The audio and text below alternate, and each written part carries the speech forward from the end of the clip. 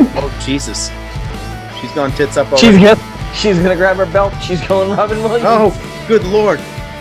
Stop listening to these bullshit podcasts. The force with me. The force with me.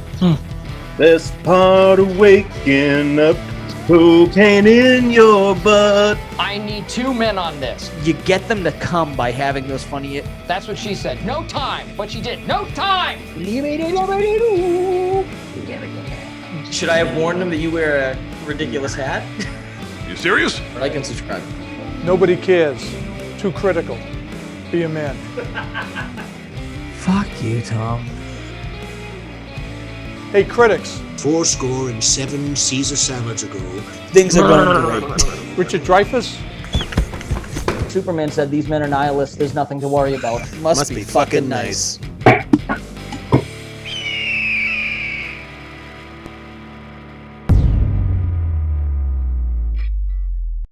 Good evening. I'm Thomas. Welcome to the Too Critical Podcast. Thanks for listening. Thanks for watching. You can check us out on any platform where podcasts are sold.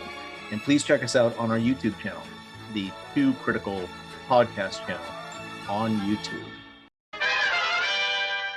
Yeah, I mean, if you told me tomorrow, you get one guest, you get to choose any guest ever, and they have to come on, Ricky Gervais would be my number one. Yeah. Hands down. Because I think his political, I thought him, when he hosted, what was it, the Oscars or the Golden Globes? Golden Globes. That was the funniest fucking monologue. I agree. He fucking Scorched murdered earth. all of them and and said, he was right. I don't care. And he Yep. kept saying, he's like, I don't doesn't. care. I'm never coming back. In the Humanities special, he makes comments about how rich he is now. And he even says, like, I could have this place burned down for a laugh. Yep. And he's fucking right. Yeah, sure. And that guy, he was one of those guys, like, he was dangerous in terms of comedy. He was dangerous before he was a multimillionaire. Yeah, You he give a didn't guy- give a fuck before. Now he You doesn't can't have to give a fuck cancel at him. all. He's You can't. uncancelable. He Correct. doesn't give a fuck. Correct. He's I mean, Bill Burr's up there for sure. Yeah. Obviously, I love Bill Burr. Just shy of murdering his wife. I mean, he can't get canceled. And look at Patton Oswalt. I mean, clearly that's never going to happen. Jesus Christ. Send it. I thought we were going to get the Robin Williams joke, but we went right to Patton Oswalt. Oh my goodness. Hello. That was my Mrs. Duff. So yeah, I mean, so in terms of comedy, everyone's got their own favorites. Some of the ones we just named, if you haven't listened to them, get your ass on Netflix and listen. When I was in 6th grade, I brought in the Bill Cosby album. Ooh. Yep. To Mrs. Andrews' class, and we listened to the entire side A of Bill Cosby's. I mean, I still listen to that now. Occasionally, I'll ask to play some of that stuff. It's still funny. Yeah, no, I think some of that stuff, there's always those stand-up comedians that you forget, right? Like, I would argue the Jerky Boys are not stand-up comedian, but that's the same vein, right? Yeah. And I think when you talk about like things that you thought were hilarious when you were younger, like no one ever thinks like, oh, Jerky Boys. Right. But every time I listen, I have 2 or 3 friends, you're one of them, that if you answer the phone and I start with a Jerky Boys quote, 25 minutes will pass before Correct. we actually speak. My uncle, to this Mike day, DeRucchi. my uncle still signs his cards to us, Sizzle Chest. Still to this day. Who's Be more all fun. right? So are you gonna? What are you leaving in? What am I leaving into his interview? Are you leaving in when you walk off?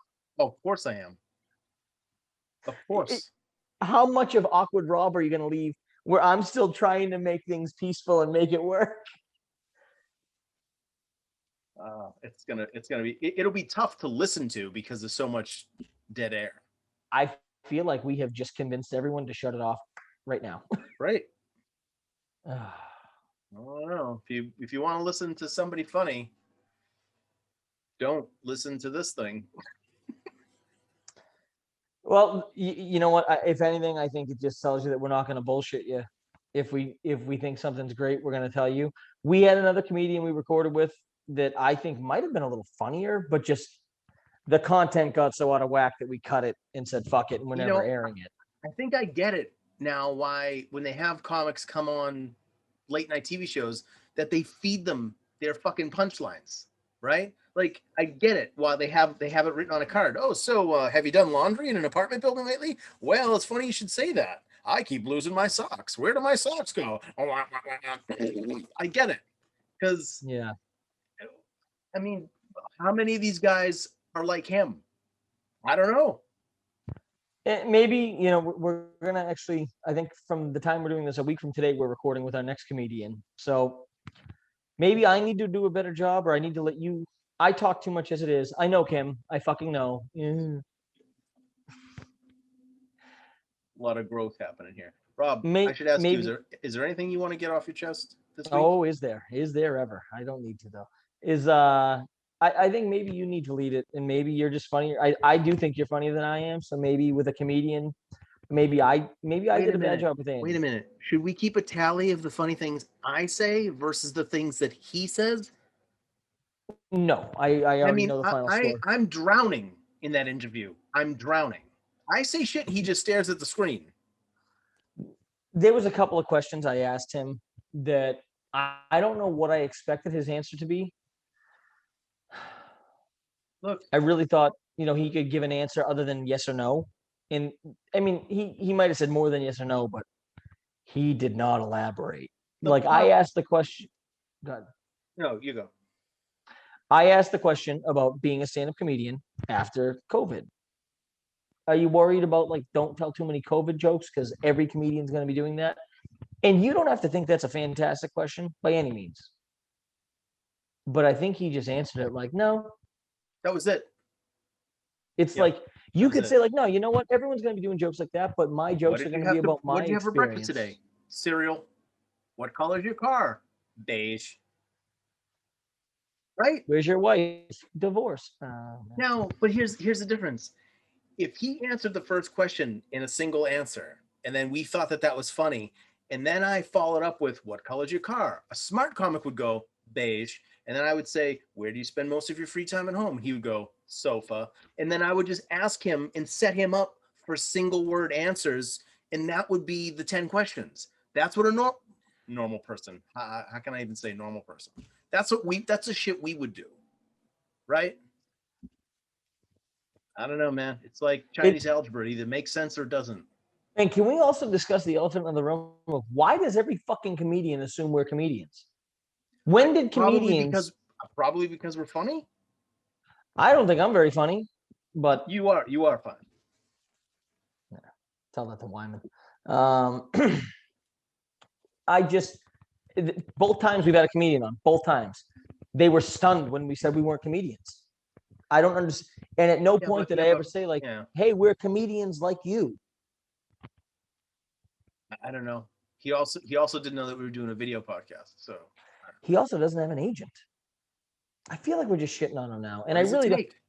No, that's not it. That's not it. He wasn't a bad guy, though. He wasn't, and he never wanted to be insulting. I feel like I can't. I usually tag everybody when we post their episodes. He doesn't care. He's not going to care. I feel like he's going to seek this out to do what? To not promote with it?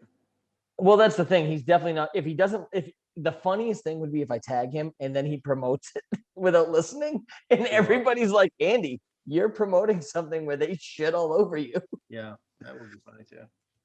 Listen, he's a funny stand-up comedian. I don't recommend he gets a podcast or regularly appears as a guest on a podcast. I'm being dead serious. I don't want to. Sometime if you have the chance to see him in person in the Carolinas, But if you go watch his comedy special on YouTube, it's funny. I enjoy it. I do think it's funny, but if he had a comedy special coming out in a year and he said, "Hey, you want me to come back on the podcast again?" I'd go, "No, I don't. Nope." Yep. Even if it was on Netflix and it would be good publicity for our podcast to have you on, I don't. I'd rather go headbutt a concrete wall. And you know what, Rob? He will get a Netflix special. because that's how, I don't that's how know. this shit works. Of course. I need to see if he's funny without the family stuff, because if that was his only source of humor, he's done. That shit I didn't understand either. He's like, oh, I can't tell the jokes anymore. I'm like, the audience doesn't fucking know that. You could get on stage and tell the audience that you're fucking a part-time ophthalmologist. Do you think every comedian's jokes are serious? What are we doing here? I don't know. I guess I shouldn't think too deeply into the whole thing, right? I'm very curious to see what I hear from him next, because I will seek it out and listen. And if he's very funny, I'll come on here and say, listen, he wasn't, splitting wood on our podcast, but he's a fucking riot in his comedy. I will say that if he is. Isn't it funny how I gripe about the process? We see all these podcasts with comics, and they get on and they talk about, oh, where you get your stuff from and what goes into it and the whole process. And then I try to ask him a series of 10 stupid questions, and it devolves into a conversation about the fucking process. I do agree. Too many comedians like to talk about the process or being an artist. Shut up. I could spend a whole day watching Don Rickles on interviews on like Johnny Carson. And back then, Norm Macdonald, hilarious. Yeah, but you'd get a guy on a couch on Carson, and when all the guests would stay out on the couch. Now no one can stay on the couch, right? Because one person insults the other person, or they take away screen time from people. That's a whole new bullshit thing too. Anyway, Rickles would get on the couch, and not only would he go up and down one side of Johnny Carson, he would go up and down fucking Burt Reynolds, Dean Martin, fucking Ed McMahon. Anybody can get it. He'd lay the audience out. Everybody, and every joke was fucking gold. He didn't care who you were. Frank Sinatra, right to his fucking face. Right to his face. He's probably the only guy that could get away with that stuff too. Just being funny. The stuff he did with Reagan. Whew. So great. So great. So anyways, here's an interview with Andy Woodhull. You can hear what it's like to be a professional comedian. Okay. Hey, this next part has no payoff and goes nowhere. It's a bold strategy, Cotton. Let's see if it pays off for him. We'll see what happens. Here we go. This episode of the Two Critical Podcasts. Here's to another. Cheers. My wife and I are late to everything. It's a big problem in our relationship. It's at a point now where if we have to be somewhere at 6, she tells me we have to be there at 5:30 in order to trick us into being on time. And it never works. And the reason why it never works is because I'm not the problem. That's why it doesn't work. All tricking me does is make me mad for an extra half hour every time we're running late for something. Hey, Andrew. Can you hear us? Yeah, I can. We are totally fucked. I got a fucked up eye. What happened to it? I just have a sty. Oh, It's disgusting. fantastic. Yeah. Holy crap. What happened? You got pink eye? Yeah. I You just know, had this is a thing great on it. start. We're It off is. and running. A large part of the audience is ears, nose, and throat people. So we're really going to pack them in. So, Andrew, I'm Thomas, and that's Rob. Obviously, you've been talking to him quite a bit. What letters can you see Look through the hole to the right. when you close that the one eye? I can still see everything. Not a lot though. Perfect. Not a Just lot. sweep the hair over the eye. You'll look elusive. You look Is catty. this a video podcast? It is. Yeah. Oh, Perfect. good. We'll take it out in post. We'll just put a Nick Fury eye patch over it. How's that? I wish I had one to wear right now. He's going to add one, so don't worry about that. I'm gonna fine. I'm gonna move my computer further away from my face. Okay. I guess I probably should have shut all warned the him about lights that. off. Shut all the lights. Yeah, Yeah. that's what I'll do. Now I look normal. But I could just hold something in front of it the whole time. Sure. Yeah. No, it'll be like a glory hole Zoom call. That's fine. Yeah. Rob turned me on to your comedy. So we've been watching all of your bits this week. Very funny stuff. Thanks, guys. Rob and his wife are fans. Yeah, no, we thought it would be cool to have you on and talk to you about some stuff. So where are you based Great. out of? I live in Los Angeles. Okay. How long have you been out there? Since, well, I guess a little over a year now. A little over a year. Okay. How long you been doing stand-up? Going on, this would be my 18th year, but I did no stand-up at all for a full year because of the pandemic. So I don't know, maybe it still only counts as 17 years. I mean, you probably threw a lot of shade and made a lot of jokes and were extremely sarcastic in 2020, I would imagine. Well, yeah, I guess I've been a comedian for 18 years. Right. Very cool. Mm-hmm. So you have, I'm sure, like a lot of comics, you've been doing the parking lots and the outdoor stuff. Have you been doing any of that stuff? No, I did an outdoor show last weekend, and it was the first time I was on stage in a full year. We're almost to the day. How many people? I went like March 7th to March 8th. Maybe 20 people. Wow. Maybe 20. That's a little different. Backyard stage. Yeah. It's not that different. I've seen 20 people plenty of times.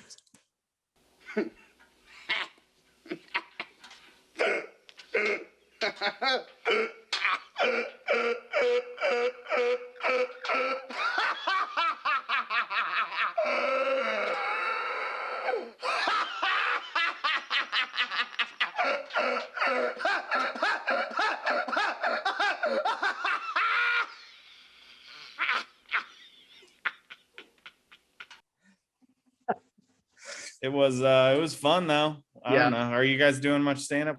Say what now? We're out of New England, so he lives in Massachusetts. I live I'm in New 3 Hampshire. miles north of Boston. And Rob's my in New Hampshire. girlfriend is from Weymouth. You Oh, ever no heard of shit. Weymouth? Yeah, Of course. you heard of that? Yep. She didn't make it up. The Weymouth community is very divided tonight over calls to remove the thin blue line flags from the town's public high school. Okay. No, No, it's not she a did made-up not. name. Rehoboth is, though. If she ever says she has family in Rehoboth, tell her she can go straight to hell. All right. What's the name of the town you live in? She's gonna want to know. I live in. Go fuck yourself. Yeah. It's not far from Weymouth. So, Yep. so when was the last time you got that haircut? Not long ago. Last month, I think. It was over a year. It was like November 2019 was my last haircut, and then I got a haircut. Yeah, just like a month ago. That's the coolest fucking story I've ever heard in my entire life. That's insane. Can I hear it again? Yeah, it's a little I bit just- different. Little I bit kept different it look than the long. dry bar. Yeah, it Yeah. is. You went from Everything's the- different from the dry bar. Yeah, it seems that way. What do you get? Like 7 million views on that? Something like that on YouTube? Yeah. Like an insane amount of views that I can't even. Well, it's been so great having people email me from it, people watch it. I really appreciate it. But when I did it, I was in the second season, and I think now it's pretty popular. A lot of people have heard of it, but when I did it, I didn't know anything about it other than it was going to help me get in at a club in Salt Lake City, and they were giving a little cash for the recording. And now it's like the biggest thing that I ever did. I would have been more nervous if I knew how much. Yeah, it's probably better that you didn't know, right? Yeah, if I would have known that it was going to be the thing people knew me for more than anything else, I would have been. Or I bet not when that you people walked know me off, for anything, but when you walked off stage, if someone said 7 million people are going to watch this on YouTube, you would have been like, yeah, sure they are. yeah, I would have never believed it. I'm so grateful that they have, but I would have never believed it. And then It's crazy. Pandora's exploded for you. That's how I discovered you, was just on Pandora. Oh, that's great. Yeah, Pandora and Dry Bar have kind of been the two things that have been great in my career out of everything. And That's it. Everything yeah. else is just tits up. I understood that reference. Everything else is fun, but well, for this last year, yeah. I mean, I lived off of Pandora and Dry Bar. Have you been writing a lot of new material, getting ready for when you can get back on stage? I just did that outdoor show and I had about 15 minutes of okay stuff. I don't know. I was writing on a couple TV shows during the pandemic, so I guess it was a lie just saying I was living off that. But You just weren't doing stand-up yet. I was writing on 2 TV shows. One was involved. The other one was this TV show called Straight Up Steve Austin with the wrestler Steve Austin. Are you Yeah, familiar we with saw. that? We planned on we asking were you checking about that out. I'm an idiot. We're huge fans of metal chairs, so we were right in there. So that was really fun, but that was a small thing. And then the other one was this show called The Movie Show, and that's why I moved out here. But as far as writing stand-up, it feels weird. I don't know what you guys, you can tell me what you guys have had experience, but I'm not living a lot of life.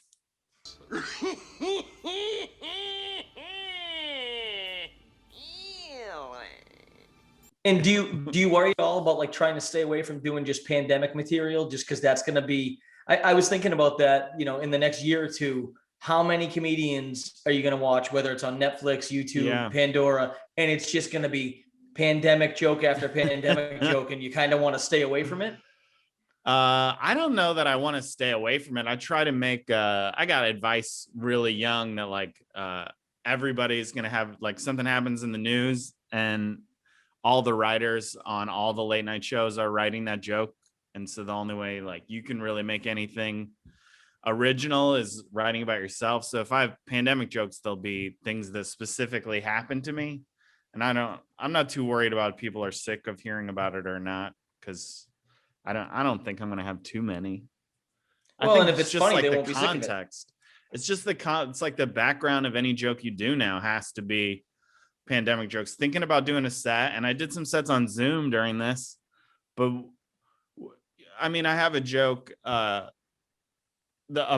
living in an apartment with thin walls and my neighbor being able to hear me, and I hear him on a date, you know. Yeah. And even that joke, you start telling it, and then you're like, well, people can't really go on dates. He can't just be like having girls sleep over on a regular basis. It's not.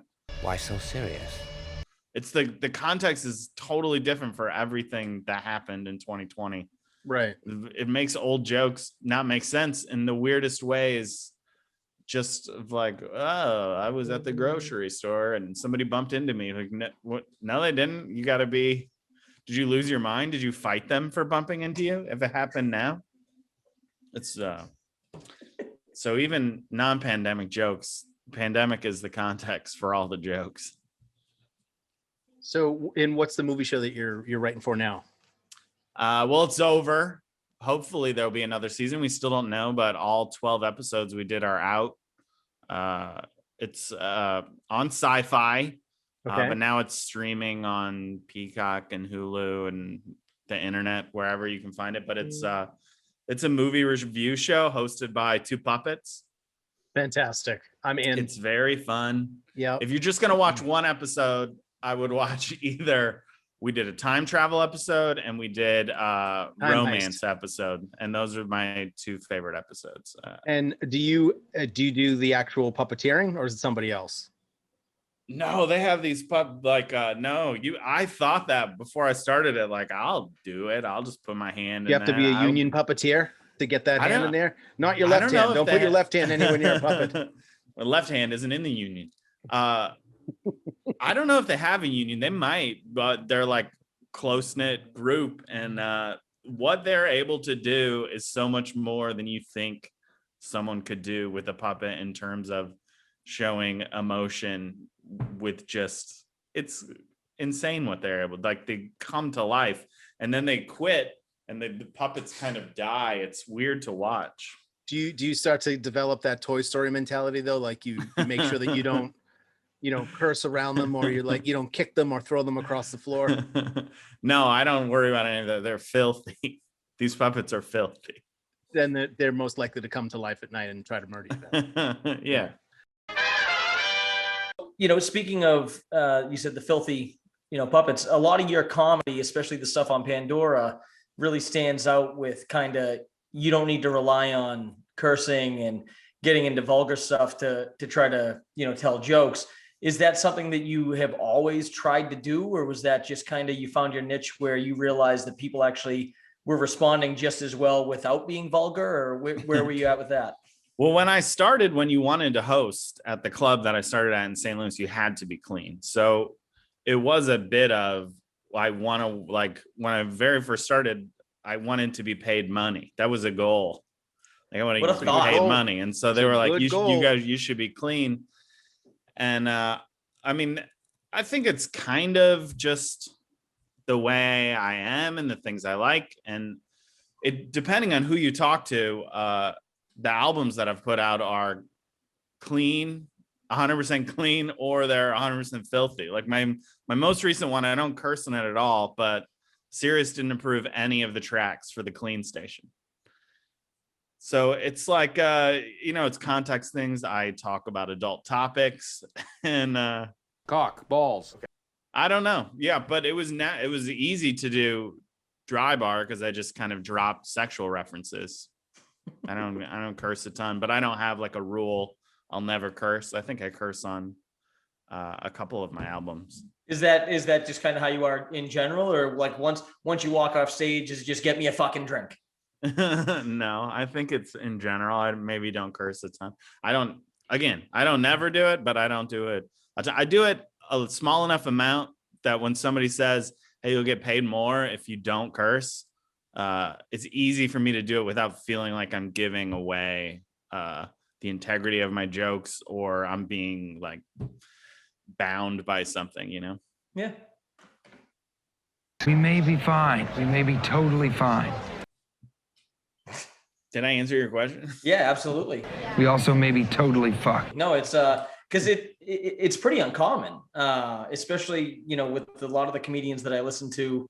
I think somehow I found you on Tom Segura's podcast channel, or on Pandora channel. I mean, you and him couldn't. When you came on, I remember thinking, how the fuck does me listening to Tom Segura tell them that I want to listen to this? Obviously, I enjoyed it because we kept listening and I reached out to you and everything. But polar opposites on the spectrum of swearing. I don't know if there's anyone that swears as much as him now. Yeah, it's funny. I don't think about him as someone that swears all the time. I think I hear swears and it doesn't. I don't notice them.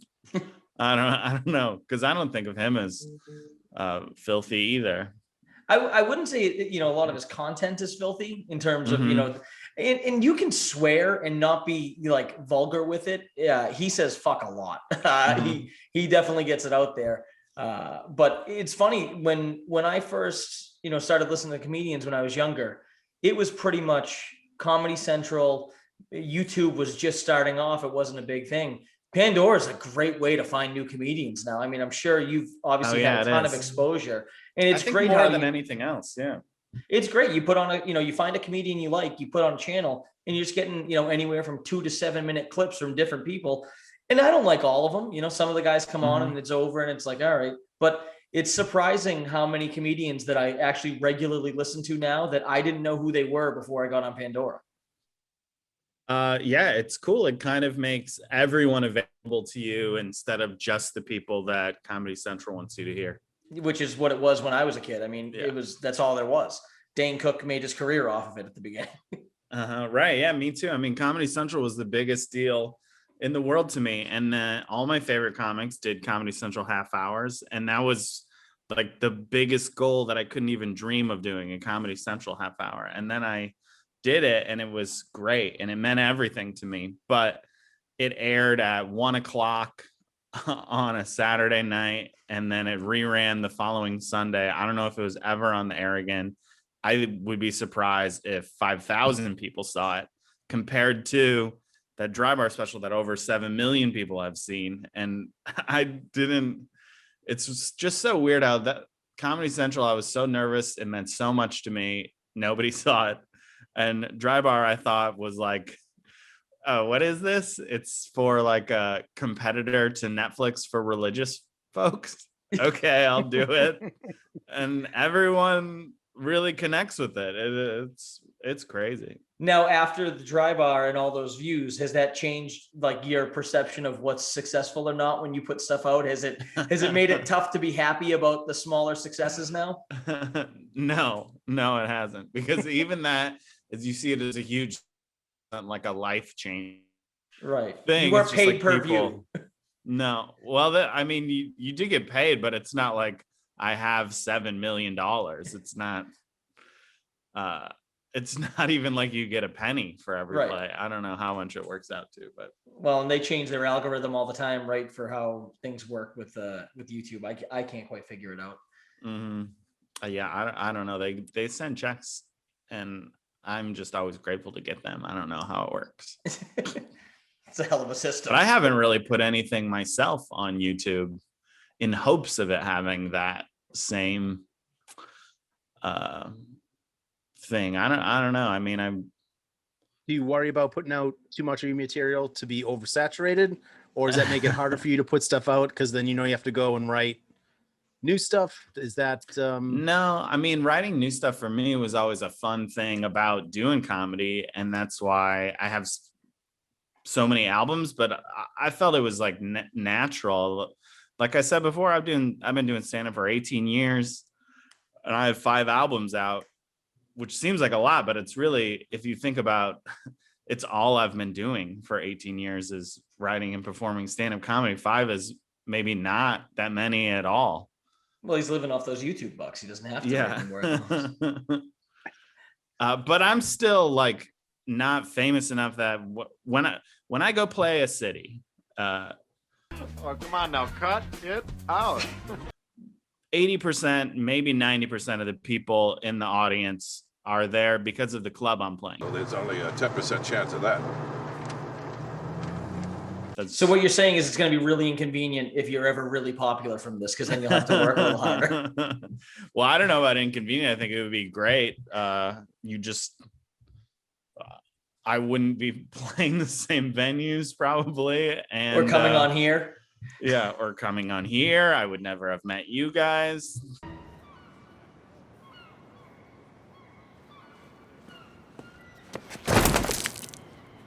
Your life's changed forever. I would have someone that runs my Instagram for me. I'm all over it.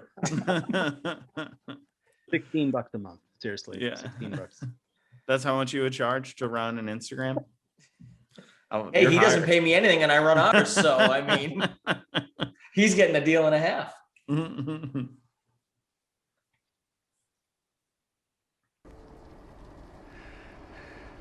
So who talks first? You talk first? I talk first? I always talk too much. Today I said I'm going to let Tom talk more, and there keeps me in this fucking silence. And I can't help but think all I do is get shit for talking too much. And now you're not talking. That's not true. Maybe I'm not fully answering the questions. No. I try every time I go back to a city, I try to have at least half new stuff, but that's just the regular growth of my act over a year.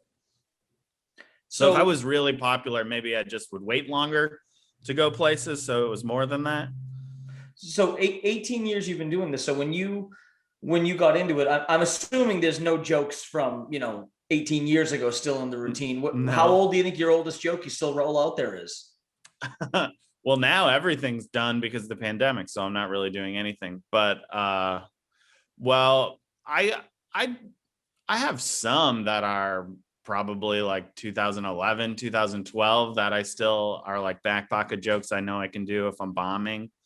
And I did a bunch of cruise ships the last couple of years too.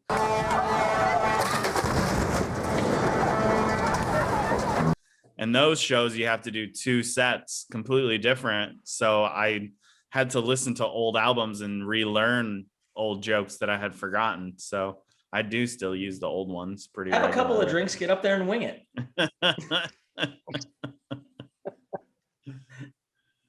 Sounds like a good idea.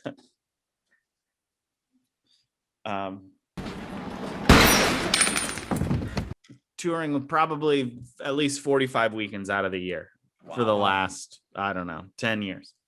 And are you booking everything on your own? Yeah. Yeah. I had representation for a while, and then I was living in North Carolina, and it just kind of all fell away. I wasn't quite successful enough to live in North Carolina. Okay. At the time. So you went to LA because everyone knows LA is much cheaper. Well, I went to LA just because of this writing job. Yeah. When I left North Carolina, I went to Chicago. That's my favorite city. I love living there. And that's where I went after I got a divorce. And then this job opportunity came up and I moved out here. So once you lost all the stepchildren material, it's just been the writing's been a little harder since then. Yeah, it was nice when I was always interacting with them, and they would always do dumb enough stuff that I could have easy jokes. So obviously you've done a lot of jokes in the past about your personal life. Mm-hmm. Do you think it's easier to do those? I mean, everyone's different with their writing process, some people try to be incredibly, witty and clever with what they're coming up with. Other people kind of just find a funny story and tell it and let it be funny. Do you prefer to tell jokes that are more, personal, or do you like the ones that kind of you develop more and kind of create from scratch? Well, I like to think that even like a joke of mine that doesn't sound personal was personal. I mean, everything in my act did happen to me. And it usually starts with a seed of exactly what happened was funny, something I said was funny, something someone else said was funny, or something I wish I said was funny. But who I heard the greatest advice about storytelling jokes, and I do apply this when I think I have a funny story. Christopher Titus said this on someone else's podcast. Maybe you guys have already heard it. Have you heard his philosophy? I have not. No. Okay. No. So if you have a story, you write the story out. Don't even worry about trying to make it funny. Just write the story from beginning to end. And then underline every fact in the story. And every fact in the story is a premise you have to write punchlines for. And then as you tell the story, it becomes stand-up because you're getting that rhythm of like something funny every 4 or 5 seconds, just from tagging all of the facts in the story.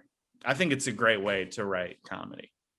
I agree. It sounds like, it probably helps with knowing the jokes that aren't going to work, because if you can't think of the punchline, you go, well, I guess we're not telling it then, right? Yeah.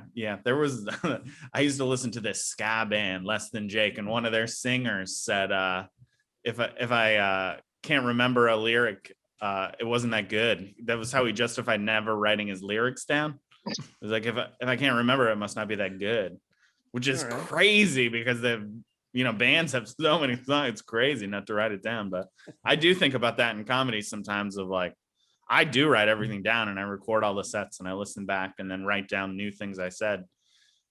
But there is a part of it where like I probably would remember it if it was something good. So when you shoot a special, how long is that process? And do you have things like teleprompters and stuff on the day that you shoot specials? Well, with Comedy Central, there's a teleprompter, and that one was I was trying to get it for a super long time. So I was submitting every year. And then finally, the year before I did it, they reached out and they said, I was living in North Carolina. They reached out and they said, you've been really close to getting it for like the last 3 years. But the thing holding you back is you live in North Carolina and none of us have seen you in person in a long time. Because I lived in LA for a brief period of time before I got married, and I never lived in New York. I was always a Chicago guy, and I started in St. Louis. But anyway, they offered come to the tapings and be the warm-up comic. So I went and I hosted for a full season of specials in Boston. Okay. And it was the Royale Theater. And anyway, so the after that, then the next year they gave it to me. So that special was like, I don't know, the whole time I had been doing stand-up up till then, led up to that one. Okay. But just when I do album tapings, I'll have a bullet point list just set on the stool. And it's been like three years between albums, the last few. Okay. Although the most recent one was fast.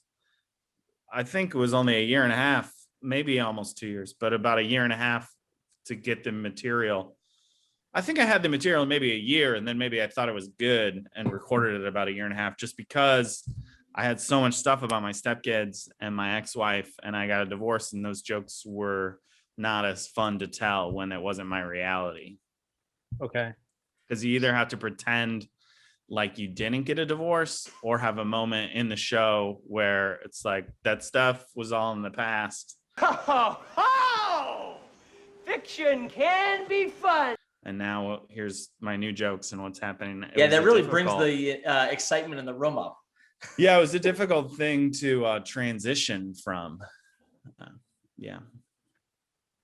That sucks. I'm sorry you had to go through that. I'm sure it's all right. Everything's better now. I think everyone is happier now, and I still talk to the kids a lot. That's what most people are worried about when they talk to me. I wasn't going to ask in case that was a bad answer. But I have a great relationship with the kids, and we still talk regularly. Oh, there you go. And if nothing else, your ex-wife, brought you the buttered fingernail joke and really set you off on the path that you went on. So she did. It's that joke. I think that might have been the first joke I heard from you. My God, I felt like it was just me telling a story. I love my wife. I couldn't imagine being with anyone else, but same thing. She's late to everything. I'm early to everything. It's a constant struggle. And the reasoning is never logical. And I just have to shut up because otherwise it ruins the night. And it's happened before because I can't fathom how you can just be so disrespectful of my time. We need to go. Let's go.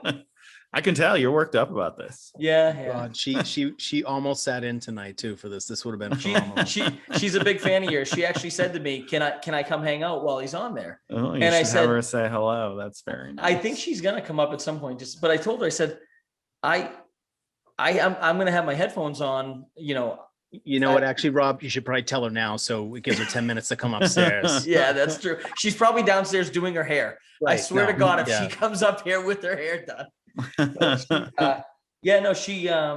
She was gonna come up, and I said, "You're not gonna be able to hear Andy." I said, "You could see him on the monitor, but you're just gonna hear me." And it's amazing. All of a sudden, she said she's good. She'll wait and listen and watch once it's on iTunes. You guys got to share your headphones like a cute couple on a plane. Well, I went down to my basement. I was looking for our splitter, and it was nowhere to be found, even though we have like 3 or 4 of them. But it's weird too, because when we first started this out, we really never even considered doing things on Zoom, and we'd been talking about doing a podcast together for years. And I think we both agree the chemistry and the flow is much better in person. It's hard to get the timing right sometimes with talking over each other. It's hard to get the timing right too. You serious? But but obviously, it's opened our eyes to being able to reach out to people like you that might be in LA that have a dog walking in the background. What's that? A golden retriever? Yeah, it is. There you go. So it's weird because I much prefer doing things in person, but it's open windows on here that we didn't think of. I'm guessing you never considered doing Zoom comedy shows before a pandemic, but no, I didn't. To this point, I was doing a podcast with a friend of mine, like one of my best friends, Pat McGann, and we started a podcast in Chicago. We only did like 3 episodes, and then I found out I was getting this job in LA, and we decided to end the podcast because we thought it would be too difficult. It wouldn't be good doing it online. And now everyone does their podcast online. We could have kept it. We still prefer to do it in person, and we'll do as many as we can in person when it's possible. But you did a comedy show in a basement that I saw on YouTube. So, I mean, a podcast can't be. How many people were in that basement? I don't know. I don't remember that. It's weird that thing lives as long as it had. I mean, it was a long time ago, and it's gotten a lot of views. I'm certainly not proud of it. I don't even remember the names of the people but a lot of people mention it. Here's my thing that it's always, I mean, it's so great that people have really caught onto the dry bar thing, but people get worked up. I used to do kind of a bit about how famous comics, when you go see a famous comic, you have to put, not all, but some of them now, you have to put your phone in these little pouches that they lock, so you can't videotape and put stuff online. And then you get it back at the end of the show. And I used to do a joke in my act about those, about how it was nice if you see me, go ahead, make all the videos you want. When I post them, they don't get that many views. So maybe yours will catch on. Yeah. I think that video is maybe like the 4th or 5th. If you search Andy Woodhull on YouTube, it's near the top. And the first time I saw it, I think the title of it literally said Andy Woodhull performs in basement or something like that. I don't know. I'm sure you thought it was going to really take check out their other comics. But now I'm sure I bet they asked me, and I was like, "Yeah, go ahead and record it." Well, there was like a drum set next to you. Was there a live band? Did I miss the performance? I don't know if the band played that night or not, but it was Motley Crue cover band. The house of someone that did music. Okay. All right. So I mean, I can't even imagine going, hey, I got a basement. You want to come do a comedy special? I feel like you'd have to double down on that, though. And you'd have to make like cardboard forts for like the tables and shit in the basement, and then have like the blankets for like the stage. You know what I mean? Well, that's how they got the audio good, was the blankets. Right. just serve Gatorade and Slim Jims and fucking little bags of Cheetos. Well, now it's reliving like your high school years. Yeah. I didn't think about it as something that was going to live on the internet for a long time. A friend of mine knew the person that put on or maybe he was even putting on the show at a friend's house. And he was like, "Hey, I can get you $100 if you want to do this."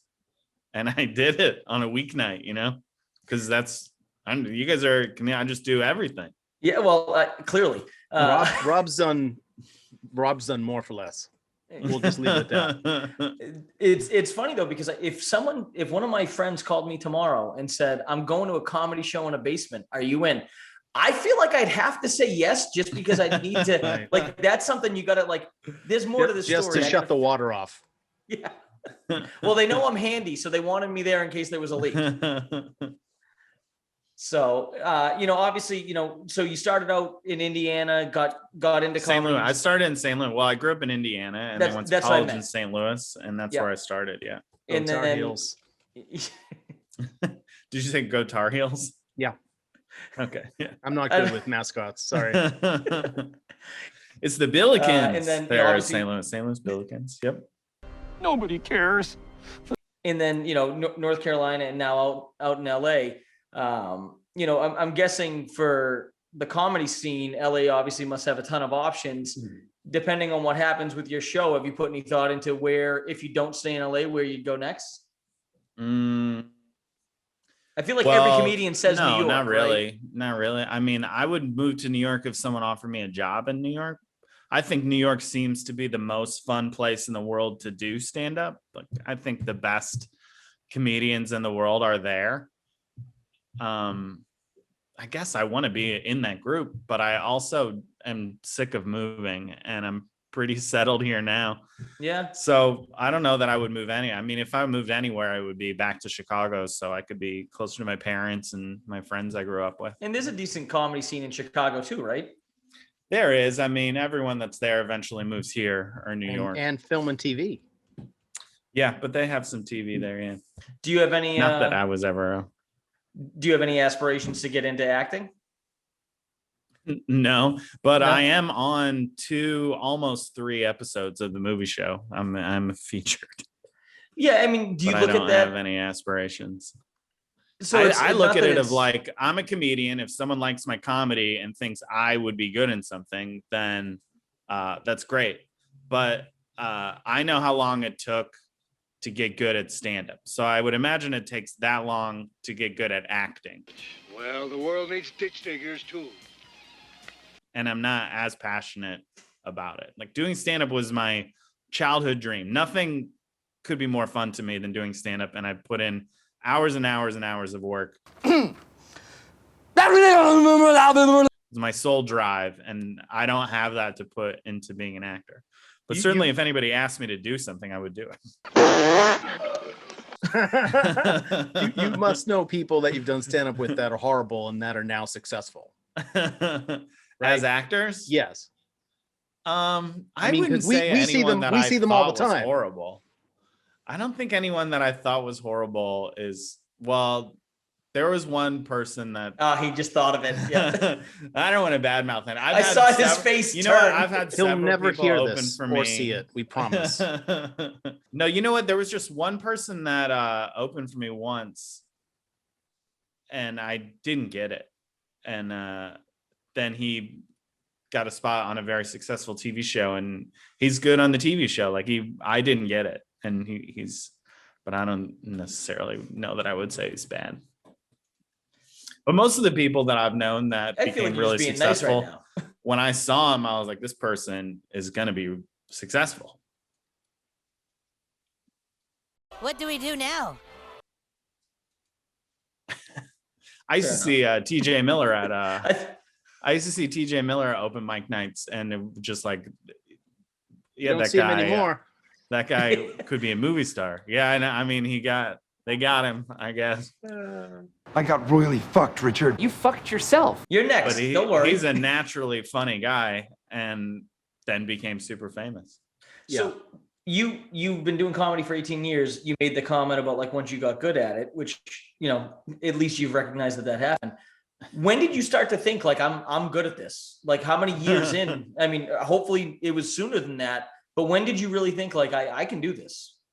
Well, I think I thought I could do it from the beginning. Otherwise, you quit doing it. You just delusional when you're starting. You know, you have to be able to have I think Mike Birbiglia said something great about it. Like you have to be able to do a horrible set and then afterwards be like, that's pretty good. Right? That was pretty good. That's what we say at the end of every podcast recording. We nailed it. So I think I was like that for a long time, where I was able to do poorly and then be like, that was pretty good. And then I don't know. I just like when I entered contests, I usually won. I submitted to things and got them. Usually good sign. I certainly didn't get a lot of stuff, but I feel like I had a lot of early, like just contest festival success that made me feel like I was good, filled my head with confidence. And you know, I mean, I'm guessing that a lot of comedians get into it, and if there's not that success or winning contests or getting, you know, submitting for things and getting chosen for it, it's got to be one of those professions where it's so easy to give up, right? I mean, because it's so many people want to do it. It's obviously a dream for, you know, however many comedians there are that make a living off of it, 50 times more than that have attempted to.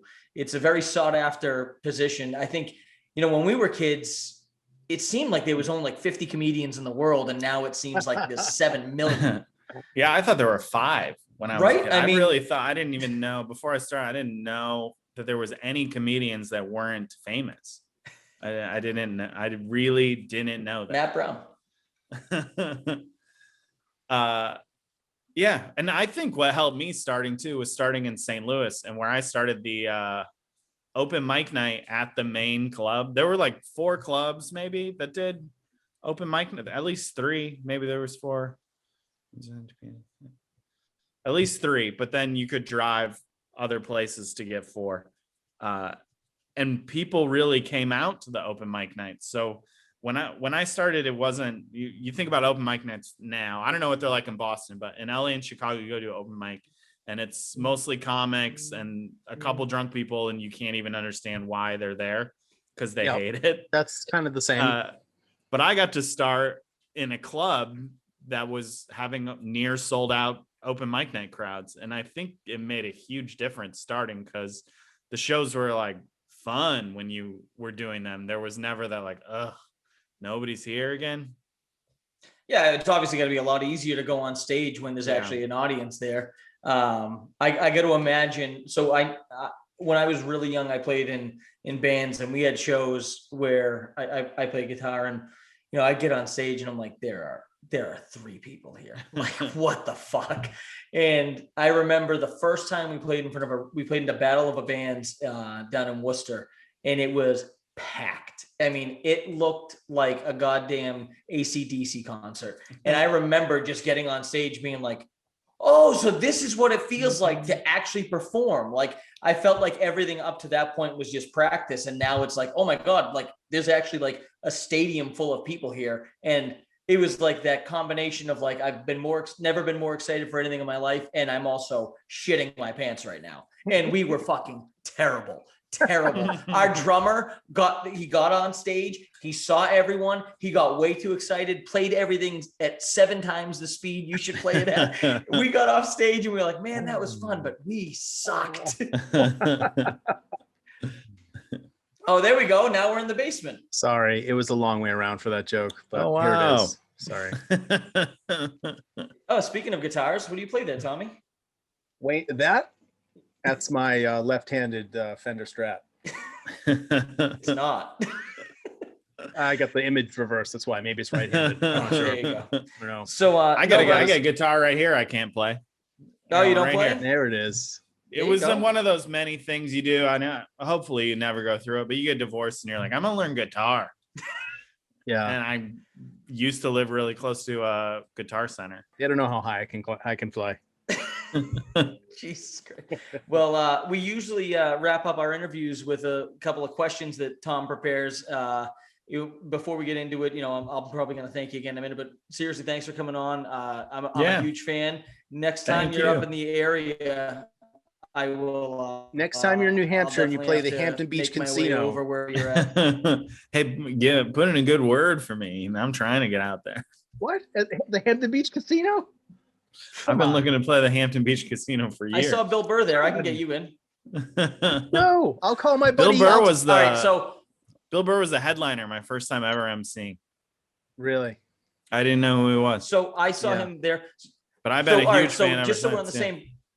So we're on the same page. So when I get you in at Hampton, there's some royalties coming back this way. Yeah, fucking skee-ball tickets. Skee-ball tickets right next door, Playland. I got a buddy who lives up there. He get us in, we'll get bags of quarters all fucking night, all night long. Jesus Christ. All right, Tommy, start with your questions. Wait, I got to loosen that shoulder.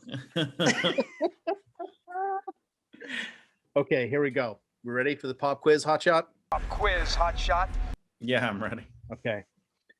Jason Reitman recently said in an interview, he said that a lot of people believe that in order to write comedy, you need to be miserable. Do you think that's true? No. Okay. I don't.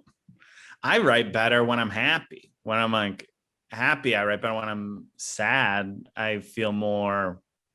I just want to lay on the sofa and not move. And then when I'm happy, I'm doing things and my life is full. So you're Owen Wilson from Wedding Crashers? Comedy. Wow. Yeah, I'm Owen Wilson. I've been trying to be him for a while, even though I look like Luke. Yeah. I'm more of a Luke. Okay. Luke gets the acclaim, right? So that's another thing too. So the older I get more and more upset about the sad clown syndrome that comics have. And it seems like these people, they do stand up, they get huge, and then they go into acting, and then they do a bunch of the screwball comedies and stuff, and then they get serious, and then everybody turns into an artist, and then you hear all these stories about, they use all this pain and these terrible backgrounds that they had and things like that. Now, it's just me, but whenever I hear an interview like that, and it seems that there's a lot of them recently, especially with every comedian having a podcast, just shut the fuck up and tell jokes. Is that even possible anymore? Where do the entertainers go? No. No, I'm telling you with Rob. Just comedians do love to talk about their craft, right? I mean, I don't get that at all. It seems like 1 out of 10, maybe 2 out of 10 podcasts that I watched recently or here, these guys are just sitting down talking shop about mechanics and what happened to them when they were children and who touched them where and how they draw on what, and then they're playing the Chuckle Bucket or wherever the fuck yucks, and then they're telling dick and fart jokes. It's like, I don't know where that's coming from. I just wish, I want to know where the entertainers went and why do people feel like the need to kind of maybe show all their cards now when they're talking about doing comedy? Isn't that something smarter to play that role of the entertainer? Wouldn't that draw more people in? That's the gig, right? Make people laugh. What are you asking me? I don't know. It seems like this. What's is a wrong with session. Everyone else? Was that your question? What's wrong with all the other comedians? I think we've lost. Why are all the other comedians so sad? Why is every comedian a bitch? Is I think what he said. They're all just whiny crybabies. I don't know. I don't know. So, were you thinking fresh start? What are you thinking here? Jesus Christ, no, just fucking punch out. I'm pulling the fucking loud handle. Did you write those questions ahead of time? I don't know how to. I don't feel like I'm a sad clown, and like I said, I think I write better when my life's going well, and I'm sure I'm not the only one. People like what they relate to, though. Maybe a lot of people are depressed these days, and so they hear a comedian's depressed, and they can relate to it. Like you can relate to my wife being late. That's what I had. Yeah. Okay, that's all I got. All right. Good thing you loosened up. Well, I'm going back to the bullpen. Okay. Play me off, Johnny. All right. Well, this is fun. Thanks, that's guys. All I got. No, I was feeling like my microphone wasn't working. Yeah.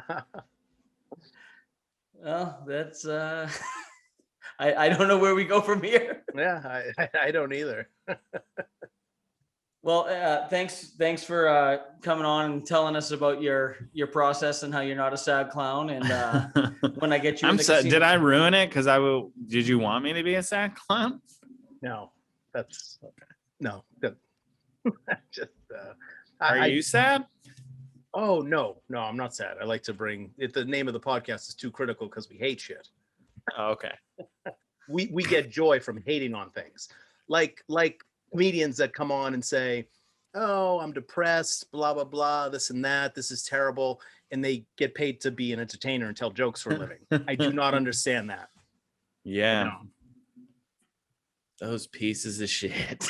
There we go, right? You know what I hate is mushrooms. What the fuck are you talking about? Well, this came to a fucking screeching halt. I don't know where else to go. I mean, the question was that I'm not going to explain it. Who gives a fuck? What was the question? I would like to understand. I don't want this to end like this, guys. Do you need closure? I feel I'm being too critical of your question. It's fine. We're in the trust tree, the nest. Yeah, no. I just think if people want to choose a career where they're going to be comics, just be funny and just entertain us. That's all. We don't need to hear stuff about where it comes from or the pain or the grief, or even though they went out and they sold out Madison Square Garden, they went back into their dressing room and they cried all night. Like, I don't need to hear that stuff. I want to laugh at your jokes, right? I don't want to see Andrew Dice Clay crying on the Arsenio Hall show. That's we're getting in the way back machine with that one, right? Just tell your jokes, make people laugh, and be the thing that you're supposed to be. I feel like mom and dad are fighting, and I'm just sitting in the back seat. Oh boy. I don't know. I feel like we're in a fight too. I don't know why. I don't know why. It took a turn. It took a turn real quick. It looks like you're in a Chicago basement. That's Wayne's World. Yeah. Oh, is it Wayne's World? Yeah. I didn't recognize it. I actually didn't either. I love Wayne's World. I would have never guessed it. Andy, have you ever done a stand-up set where you thought things were going really well for a while, and then Yeah, I thought everything was fine, and now I feel like Tom hates me. I don't. No, I think it seems like he was asking a question about other comedians, and not obviously, not all, but some other comedians in general. And I think it maybe came to you that he was talking about you, and then it kind of went in between, and I don't even know where it went now. Well, I never really thought that he was talking about me, but I didn't understand the question of I'm to answer for all of the sad comedians. I don't think he was asking you to answer. I think so. If I can jump in, Tom, you can correct me. Wait a second. Was your question just a rhetorical question? No. Oh, you did wanted me to answer. Yeah. I think, and Tom can correct me if I'm wrong, I think what he was asking is, why is it that they feel the need to go public with that stuff? I mean, not to say that every comedian that says they have, sadness or depression or whatever, some of them are, no doubt, some of them are real, but it does seem like a very popular thing that a lot of comedians that I hear talk about, their craft and everything they do. And they talk about how it's an outlet for them because there's a lot of pain behind it. And I get where he's coming from, where it's like, just tell your jokes. And I guess the benefit to the podcast is kind of peeling things behind the curtain and seeing things. Sometimes it's great and maybe it's not. And maybe, you know, some of it's not for Tom and some of it is, but you know, I don't really know, you know, what he was looking for you to say necessarily.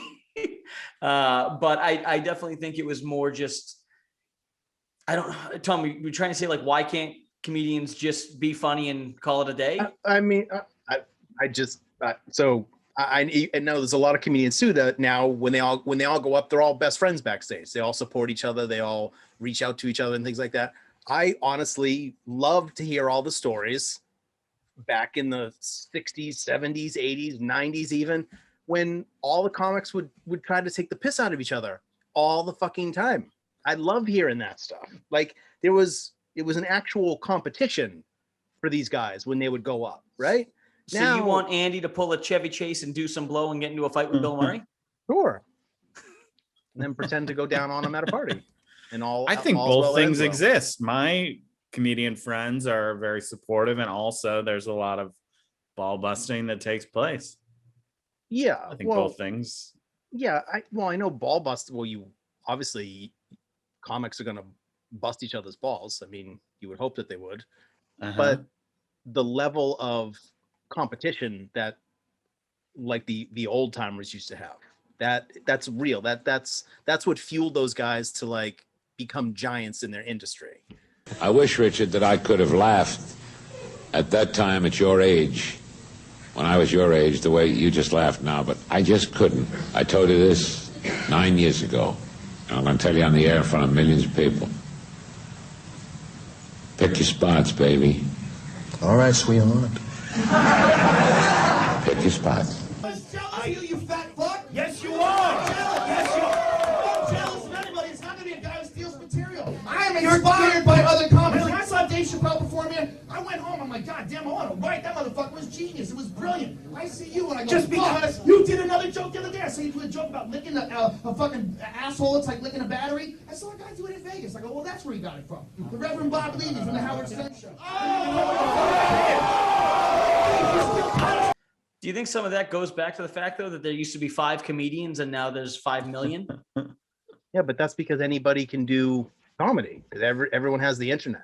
Everyone has. No, I know, but maybe it's not as personal anymore because you know, you couldn't possibly be against every comedian because there's so many of them. Whereas, like when it's, you know, 5 guys that are the main guys in the industry going head to head, it's pretty easy to go, I got to be better than him. You know, screw this guy. I'm not his friend. I'm against him. Like I'm totally just guessing here, but I if I had to guess the big difference between back then and now, it's probably the size of the community, right? I don't know. Guess not. Was that a question for me? What do you want? What do you want? It's not that simple. What do you want? I'm trying, man. I don't know the answer to that either. I don't know. With all due respect, what the fuck are you talking about? I love comedy, you know, and I love comedians. Well, fuck you, Andy. 18 years. I can't even think. Well, I can think of one person that really rubbed me the wrong way. Two comics I can think of that really rubbed me the wrong way. But that's out of a lot of people. Could be worse. How? Could be raining.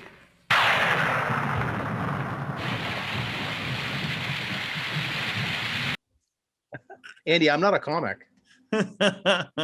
Oh, you're not? No. Oh, okay. Well, you're not qualified for this then.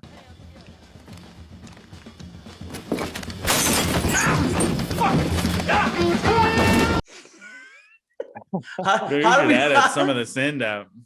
We'll edit how do you the clips normally? in. How do you normally peacefully? In your podcast? How do we with a murder suicide? The beginning of the interview, it really was going well. Tell me if you heard that one before. And for those of you who don't know what Tinder is, do you live under a rock? Like, seriously? guys. Nobody reacted to that. Okay.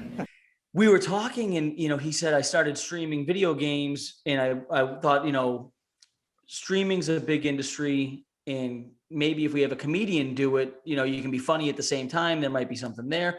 So he's a comedian, a video game streamer. And then he tells us, when I sell videos of me jerking off and my primary audience is gay men.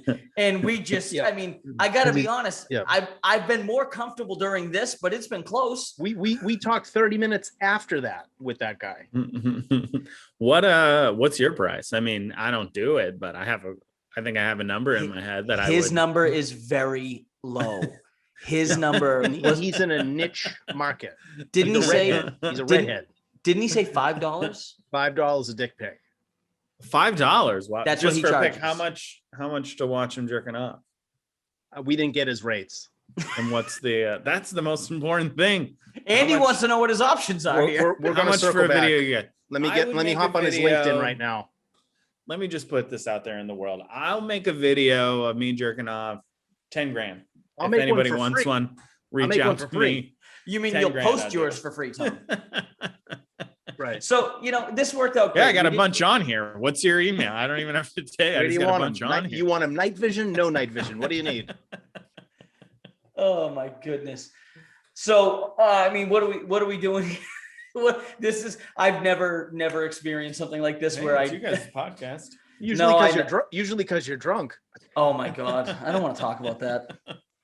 You usually drunk on the podcast? No, this is the first sober one you've done? No. I'm not usually, but the first interview we did, and it was a guy that I really was excited to talk to. Yeah. It was 3 hours. It was 3 hours and 56 minutes we talked. Oh man. Who was it? Well, this is a great time to try. Mind your own fucking business. I thought it was going to be a half an hour interview. So I sat down and usually I'll have a beer while we do this, but I decided to have tequila. Well, we recorded for 4 hours and I never stopped drinking. And I got to witness so we ended up having to break it into 3 episodes because we talked to him for so long. And I got to experience the third one as a fresh listener because I didn't remember a goddamn thing. Oh, that's fun. No, it was not. I woke up the next morning and because I like to drink, but I don't like to drink to that excess. And I woke up like I was recording on a podcast with a guest. I don't remember going to bed. I don't remember saying goodbye. I don't remember any of it. Apparently he's got video that he's going to use against me sooner or later of me leaning in closely and going, "Hey, Tom. And he's like, "What?" I'm like, "Look at the camera." And he's like, "I am." I'm like, no, look at me. And he's like, "Yeah, I'm drunk." And he's like, "Yeah, I know, buddy." Like, I was waiting for the big confession, and that was it. I'm drunk. Yeah, he thought I was going to profess my love or tell him that I secretly hate, sad clown comedians, and I was just telling him I was drunk.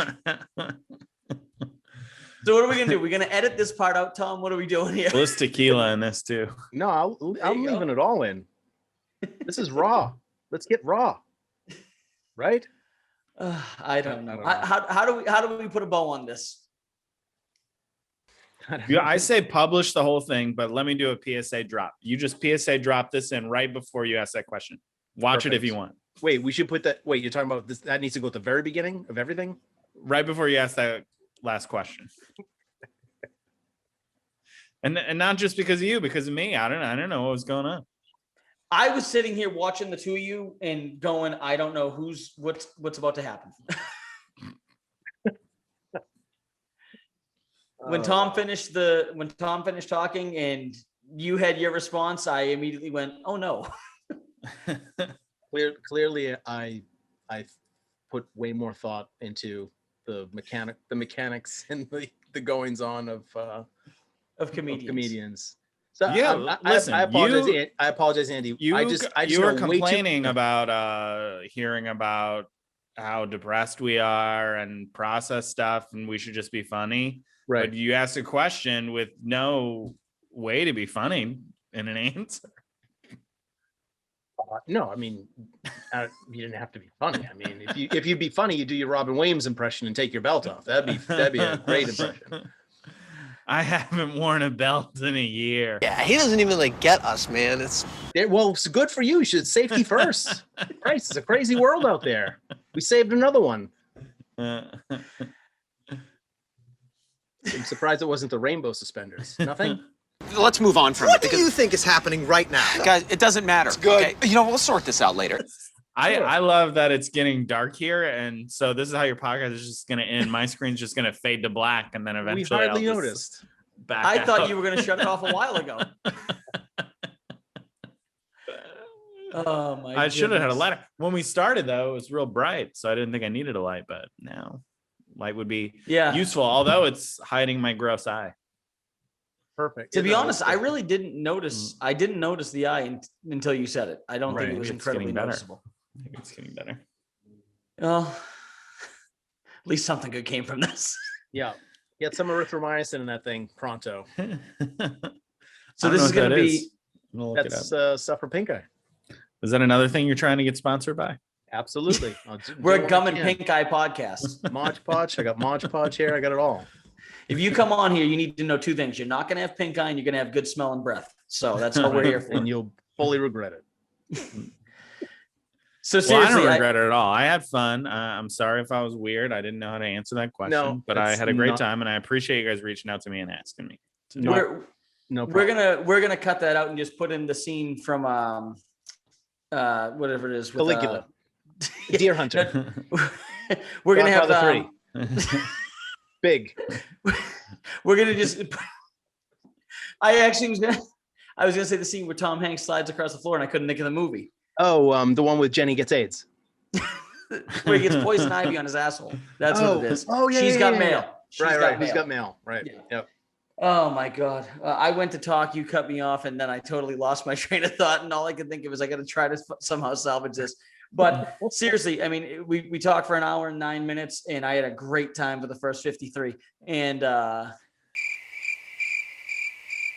but I do appreciate you telling us the stories, you know, everything that's going on with what you guys are doing with the shows out there and trying to, you know, adapt with the Zoom calls. And obviously, you know, a little bit different. Have you figured out yet when your schedule actually opens up to go back on the road, or is that not even in the picture yet? I have a couple road dates booked right now, but they're still just the ones.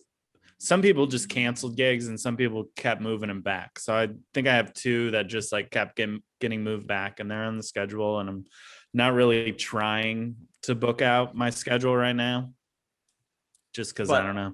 It seems like this maybe is coming to an end soon, or a place where things are open again safely soon. But I haven't started yet. Well, once you get back on the road and get out this way, I'll definitely make sure I'll get you booked at the Casino Ballroom. You can live that dream that you've been looking Thank you. for. Take a ride over to Salisbury, step on a hypodermic needle. Andy Woodhull, Pantera, Playland Arcade. We're fucking doing it. We're gonna get some PBR talls. We're gonna go down to the beach. We're gonna crush some fucking what's it called? Fried dough.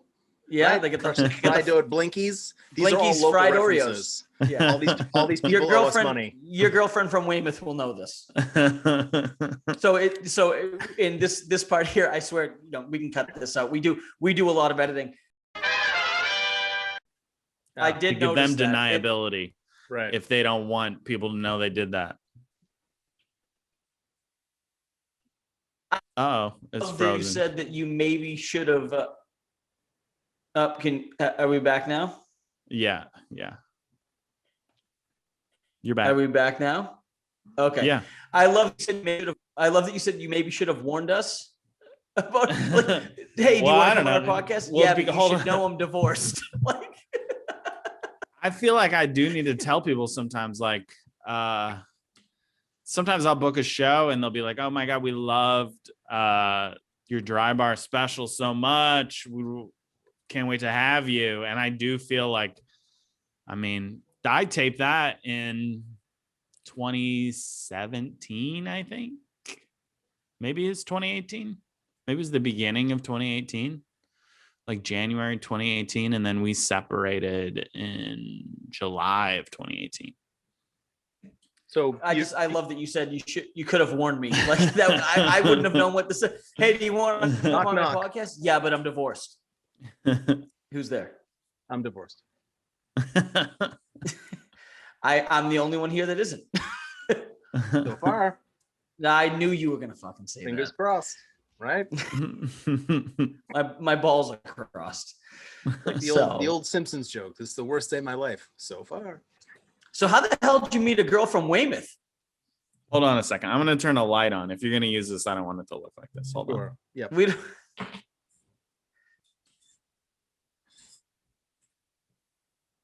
Jesus Christ. I thought he was in a fucking wheelchair. Also, I can't walk anymore. I'm divorced and I also can't walk and I have polio. She left me after the accident. Christ. And he's an anti-vaxxer? Oh, shit.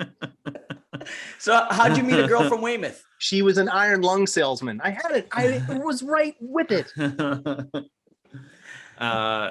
Tinder. Oh, there you go. We went on 2 dates before the pandemic, and then lockdown happened, and it's just like, well, I guess either we're together now or we don't ever see each other again.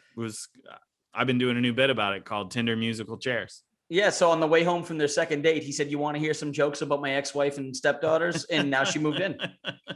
Hey, let's listen to Spotify. Oops. Whoop. Let's fast forward that track. For a while, I was just trying to date women that had kids so I could save the whole act. That's a smart. Oh, I think my favorite line of yours is about the dishes. I think that's perfect. Oh, yeah. The dishes are the best. You know, my dishes don't kind of look like their father and, you know, go there on the weekends or whatever. Uh-huh. Oh my God. That's that's probably it. I mean, I love the joke about the wife and the going to the movies just because I can relate to it so much, but I think that's it. That, or I think when you almost slapped your stepdaughter on the ass thinking it was your wife. That might be my other favorite. Give her the old backhand. That's when I asked her to make sure she didn't care I said it or not. How old was she when that happened, if you don't mind me asking?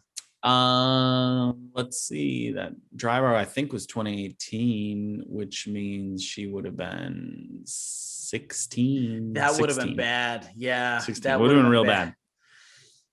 Dodged a bullet. bullet. It would have been it was a nightmare even thinking about it. That's why I was. I love that you said, now I got to just turn this into a joke, though. Yeah. Yeah. Well, you know, we don't like to hear about your personal problems. Just Chris make us Daly laugh. is still telling jokes. Is he? Pretty sure he is. He's on Instagram all the time still. So am I. Doesn't mean I'm telling jokes. No one's laughing. I mean, you guys are in a different boat. Yeah, my charges haven't been filed.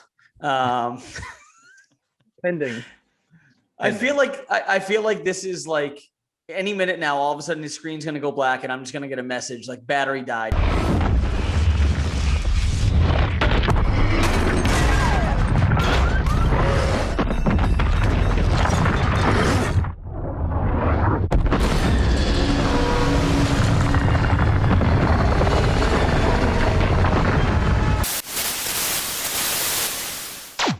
Well, thank you everybody for watching and listening to the Too Critical Podcast. You can find us everywhere where your local podcasts are sold.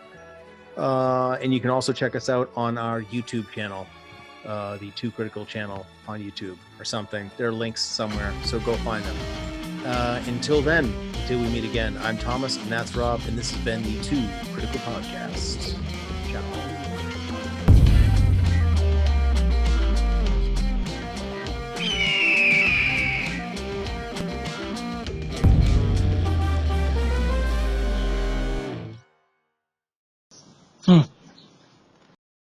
Ra-da-da-da.